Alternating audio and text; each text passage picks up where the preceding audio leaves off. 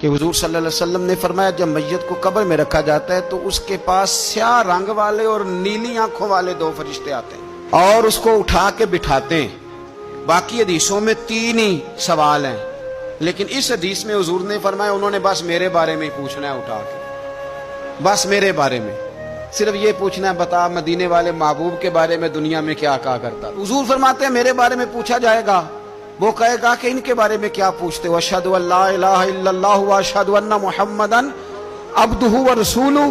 تو فرماتے ہیں پھر اسے نا ایک طرف کھڑکی کھولی جائے گی تو جہنم کا دروازہ دکھایا جائے گا اور اسے کہا جائے گا اگر تو سوالوں کے صحیح جواب نہ دیتا تو دوزخ میں جاتا، لیکن اب تو نے صحیح جواب دیے ہیں. تو حضور فرماتے ہیں اس کی قبر 70 گز چوڑی اور 70 گز لمبی کر دی جائے گی. مزہ نہیں آ گیا؟ قبر 70 گز لمبی اور 70 گز چوڑی.